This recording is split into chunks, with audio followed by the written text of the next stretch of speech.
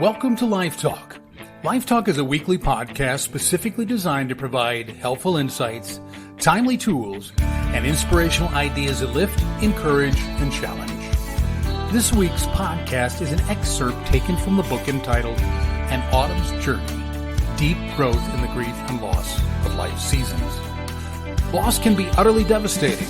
We can lose a family, or a marriage, or a job, or a friendship. We can lose other things like hope, or faith, or confidence in ourselves, or belief in our purpose. We can lose a loved one to an untimely death, or a terminal illness, or an unforgiving accident, or simply to time and age. Regardless of the loss, we must grieve whatever it is that we once had.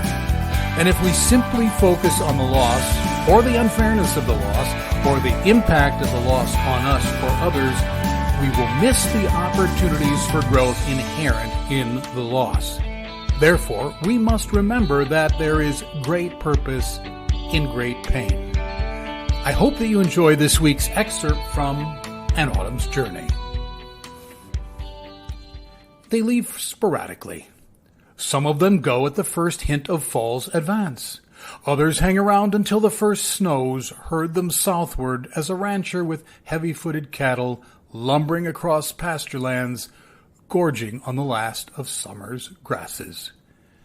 The air is sullen and stilled by their absence, the void of song leaving a hole, wide and gray. Trees stand as tenements emptied, their residents haven't taken wing for warmer skies. But it was the geese, really. Their movement was monumental, indescribably massive in scope, as if a whole nation of waterfowl moved in unison. Other birds would cluster in sordid bands and bounce southward, a grouping here and a grouping there. But geese, they would advance as an innumerable army seizing the very skies themselves.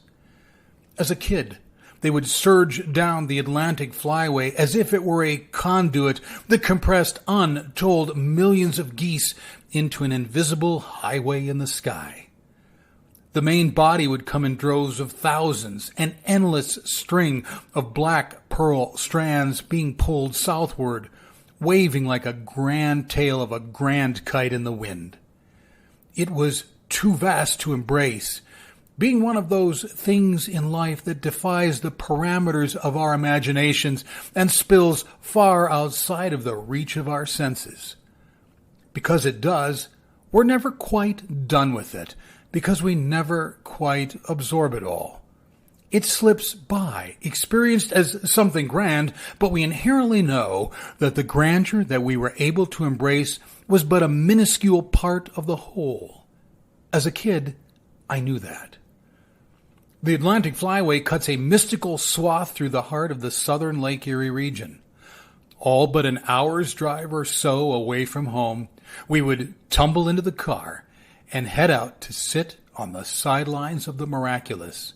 From miles away, you could see thin layers of black string formations low strung across the sky, birds ascending and descending in numbers too vast to count. The water, the adjacent fields, the roads themselves were thick with them, each seeming to be an exact replica of the other, each energized with a corporate sense that something grand was afoot that was as individual as it was collective. Even as a kid, I knew that what I was observing was but a moment in time. Some things are too grand to last for long. You can only absorb so much wonder and majesty before you'll explode.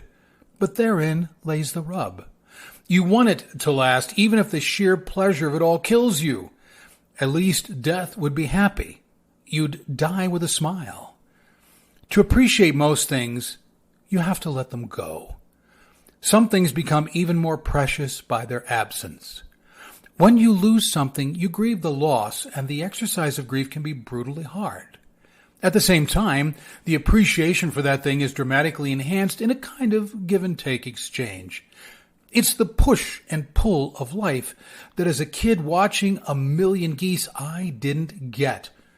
All I wanted to do was to stand in the middle of this ocean of airborne life and somehow try to be a part of it, to find my place in it and believe that I could join it if only in the celebration of a season turning and a migration transpiring. In feathered constellations of hundreds and sometimes thousands, they would launch themselves from all around me in a deafening burst of pounding wings and haunting voices, assailing the sky and rising to warmer horizons. And in it, I was left behind, simultaneously feeling a sense of abandonment, an equally thick sense of loss, but a deeper instinctual sense that this was right and proper and good. I had to let go. I had to let it be. I had to close out this moment, let it pass into my history, go home, and resume my life. As a kid, that was tough. Yet there was something temporal in the grandness of it all. Jacques Duval said, God loved the birds and invented trees. Man loved the birds and invented cages. Some things cannot be bound over or held, despite our desire to do so. It's in the context of unabated freedom that we experience the highest exhilaration and seize the fullest manifestation of that which we are enjoying. Caging it kills it, because it robs life of the freedom to be its fullest self. Geese need to fly unfettered, otherwise the majesty is gone. Life is much the same. Somehow making something temporal makes it precious. Standing amidst thousands of migratory geese, I knew that part of the magic lay in the fact that this incredible phenomenon was only momentary. A brief moment at that. Holding it would only make it ordinary. I couldn't fathom it all as being anything but wildly extraordinary, and so I stood in the midst of sheer magic of the temporal and relished it until it passed. Then I would walk away with a living piece of the magic embedded in my soul. I had to allow it closure or the magic would be stripped. Fall was passing, hugging the calendar on the cusp of an arriving winter that was set to push fall off the page. Sometimes life moves too fast. At times we want it that way. At other times we wish that the calendar would seize up and come to a complete halt, taking away the reality of a pending end and suspending change that we don't want. Why is it that we can't stop the clock even when it feels completely legitimate to do so? Why is time so ruthless and insensitive as not to grant us even the slightest pause, to hold the sweeping second hand of life for even a single moment, when such a reprieve would allow us to briefly hold a little longer that which life itself is stealing away? To let kids stand amidst wild geese a bit longer. But time moves on, creating an endless space within which change unfolds and flourishes. The passing of time means that all is in transition all the time. It means that we gain and lose along the way as part of the transition, but it also means that life always has the opportunity to be new, to be fresh, and to be tried again. It means that life is left wide enough and unfettered enough to unfold with all the boldness and mystical expansiveness that makes life life. But with the freedom comes the reality of change, and the fact that it renders everything temporary and existent for only a season. An end will come. However, we can know that change and any end is grounded in Jesus Christ, who is the same yesterday, today, and forever. With that undergirding, we can find peace in change, knowing that change is ultimately grounded in Him who is unchangeable. Therefore, change need not be feared, grieved, or hated as something that steals or depletes or cheats, but rather as something that is ordered by Him who ordered the entirety of creation from eternity past and beyond. We can let change be the creative molder of life, hating it at times, but believing in a final outcome as purposeful. Ice had begun to take a toehold around the edges of the pond. From the edges, it sent slight crystal fingers out onto the surface of water, chilled and sullen. Songbirds had taken flight southward. Geese were massing in thread-like V formations that drew silky black threads of pounding wings across graying skies, their call drifting in the deep woods as they passed. That year I had not stood among them.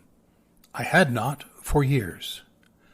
Frost had laid a wafer-thin layer of ice crystals on the beams of the wooden bridge. It was yet tentative, instantly melting to the touch and pooling in tiny droplets under my fingertips.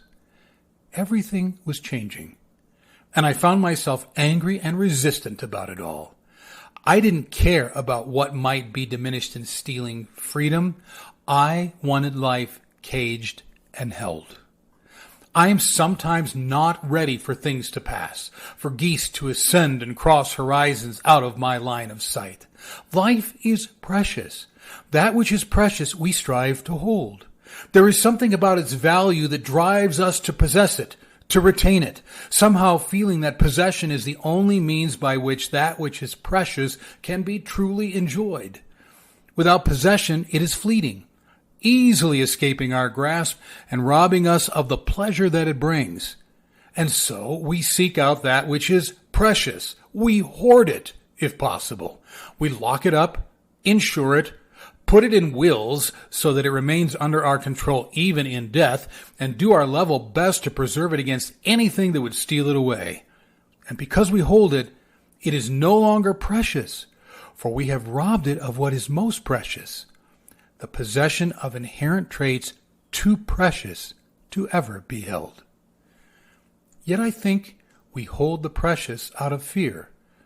Fear that life will be flat, that we will have lived empty lives filled with the damp grayness of a sullen existence, the kind of dampness that goes right through you and the kind of grayness that suffocates you. We fear that endings won't beget beginnings and that geese won't return. We have to accumulate that which is precious and keep it in order to stave off the dampness and lighten the grayness. But how do you possibly accumulate and hold 1,000,000 geese heading south or a mother dying? Life then becomes the summation of the possessions that we think we hold, which in reality is finitely very little, temporal at best, and killed by the fact that we're holding it. Our purpose becomes the continued holding of these things. Our identity, whatever it is that they are. Our passion becomes their maintenance so as to preserve them. Our hope becomes tangled in the continued accumulation of them to stave off potential loss. Our future becomes a cycle of maintenance and continued accumulation. And we can't let go, because if we do, we'll have nothing left. We then lose the sense of awe when life sweeps our way, and we forfeit the humbling sense of appreciation when its time in our lives is concluded. If you grasp and cling to life on your terms, you'll lose it. But if you let that life go, you'll get it on God's terms, says the Bible. Fall was obediently letting go, not demanding some other terms. Summer had let go a long time ago, releasing all of the energy, vitality, and splendor of life, despite the fact that the life it was releasing surged with a stamina and passion that simply seizes you with wonderment. Yet summer let it go. Fall was letting go in a spectacular inferno of color that raced through endless treetops and splashed the forest canopy to the sky's edge. It launched millions of geese and hurled them southward over forests thick with fall's fire. It was all precious and blindingly glorious, but life found a way to let it go, to release it, to allow it to be free. It seemed to celebrate and revel in the releasing as much as it did when the season first came. Mom was dying, and I didn't want it to happen. I railed against letting go. I had no interest in closure because I didn't want the loss in the first place. She was precious beyond description, a woman unique in a way that makes uniqueness priceless. Time would not stop for her. The sweeping second hand moved with terrible precision, marking off precious seconds that I could neither hold nor halt. It seemed at that moment that I could hold nothing, precious or otherwise. Everything was slipping through my fingers and drifting off on the winds of time, much like a vapor caught in the swell of a firm breeze, much like geese rising and heading south without me. We walked across the broad timbers of the arching bridge into the hospice and down the hall into her room. She was in the throes of death, able to hear, but not able to respond. Pasty and a million miles drawn away from me, she laid there, each breath laborious and slow. Her eyes fell into a sinkhole of graying cavities, the blue sparkle having lost its luster as the light of her eyes faded and then found itself doused. Her vision had shifted, catching fantastic glimpses of something majestically eternal with only the eyes of her soul could see. It was all spectacular, rendering entirely unnecessary any need she might have for closure, as the magnitude of her destination obliterated all loss. Those deep blue eyes were needed no more. Obedience and denial found their place in me at the same time, each vying for a place that they could not simultaneously possess. I wanted to let her go, but denied that I needed to. I was appalled by the course freedom had chosen that was allowing her to die. I wished to hold her captive as I might hold endless hordes of migratory geese, not understanding the futility and absolute absurdity of such a thought. For the next 6 hours, every thought, each memory, the vast storehouse of emotions, the swirl and swell of all that makes me human, all were plumbed to depths I could not have imagined. The more she faded, the deeper I went. Up from their subterraneous caverns, all of these things surged in an engulfing flood, allowing me to touch my own humanity in a way that made my humanity entirely unfamiliar to me. I shared it with her as she drew further to some distant horizon that I could not go to, reciting those kinds of memories that sweep you away with warm and thick emotion, regardless of the number of times you tell them or play them off the folds of your mind and your heart. I surrendered to the inevitable course of life and watched her take wing, as I had done as a kid engulfed in a million geese, all gloriously free. And here I let go. I let go because life is not based on the holding of anything. Life is based on freeing yourself from holding so that you can embrace the wildness of the journey. Holding on to something renders you captive to whatever that thing is and where it's at. Life that is held is life stagnant, life that is not life.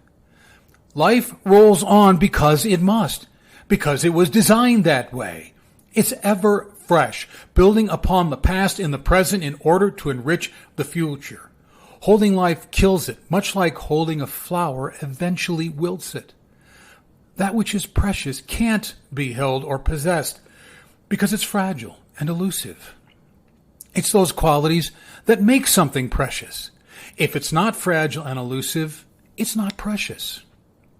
So I let Mom go in a sheer act of will that seemed to entail more energy than a million geese aloft, with an exhilaration of equal proportions. I released her to a deepening belief that God's plan is a process, a series of events that flow much like a river, pooling here and there at times, and cascading in a bubbling froth at others, but always moving.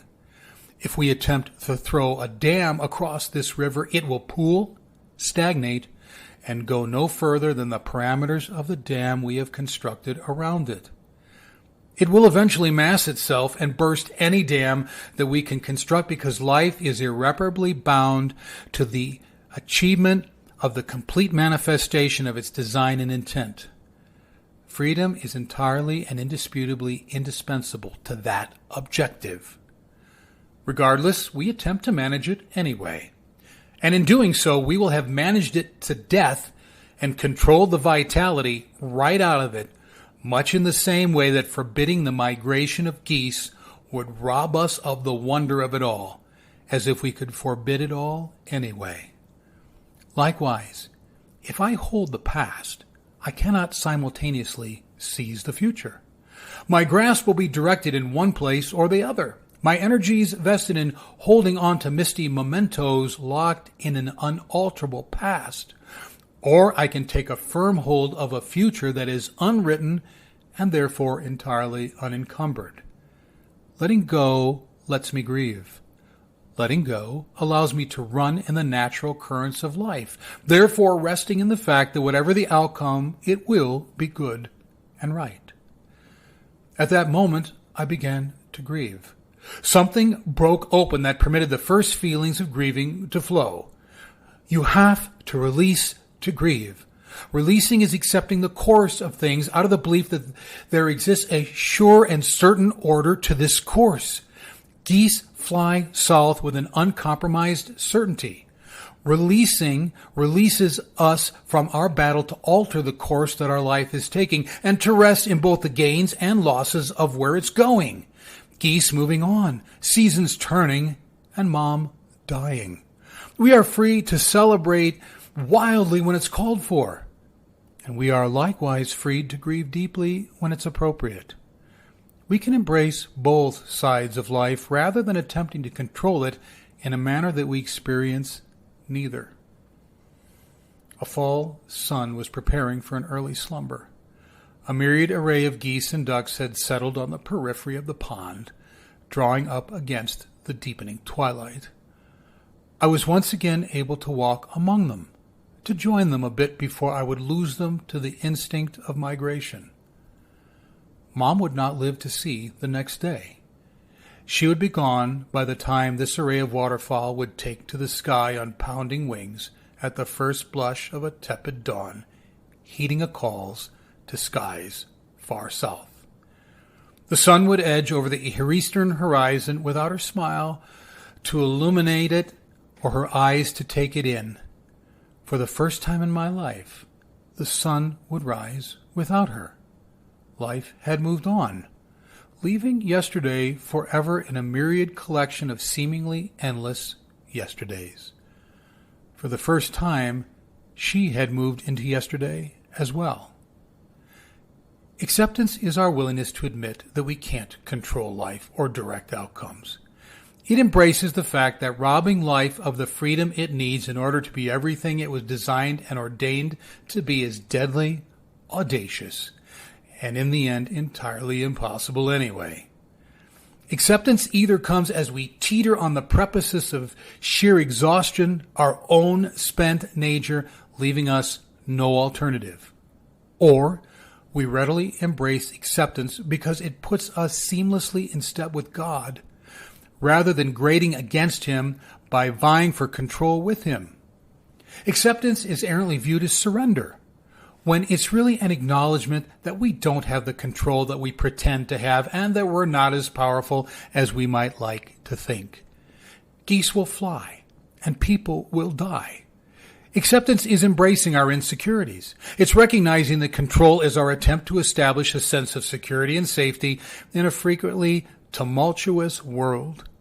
Acceptance then is embraced by relinquishing our need to control and choosing instead to rest fully in God's constant care and provision. That sense of acceptance that is heavy with peace and rich with empowerment is a sense that when walking with God, life rolls on as it should, even when the gravity of situations or their course would seem to suggest otherwise. It's about discerning the ebb and flow of life for the clues that God has placed there, rather than merely having our vision halted by questions about whether life is good or bad, fair or unfair, just or unjust. Those who hope in me will not be disappointed, says the God of geese and the overseer of death. It's looking past the nature of events to the lessons and flecks of gold that God has scattered liberally within them. Acceptance is letting freedom give life ample space to do its work without our mindless intrusions and savoring its subsequent bounty. We can accept whatever comes our way if we know that in the event, regardless of the nature of event, God has placed something there for us that's of more value than the situation within which God has allowed it to come. Acceptance creates infinite room for an infinite God to work out the infinite in the finiteness of our worlds. It geometrically expands our worlds out beyond the most unimaginable horizons. It breathes impossibilities into actual impossibilities and makes them possible. We throw open the windows of our existence, pulling back drapes of despair, and we let our souls air out in a vastness that takes our breath away. In the releasing that acceptance demands, we lose everything that we thought was something, and we gain everything that is truly everything. A kiss on a dying forehead that was even now becoming cool. My hands stroked her face and brushed back her hair so gray and still that it seemed to have already fallen into an eternal slumber ahead of my mother. A final goodbye.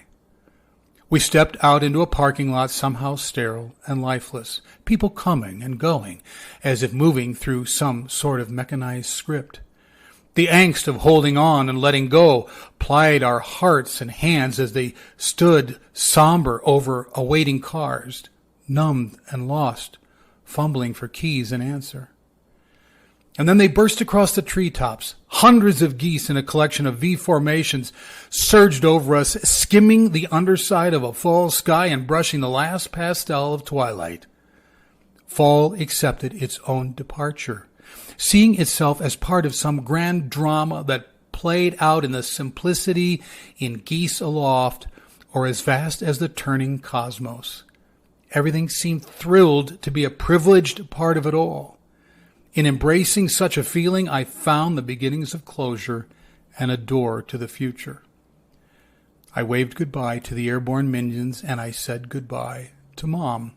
Somehow in the letting go, I experienced a transition to a place where I was allowed to settle, a place warm and familiar.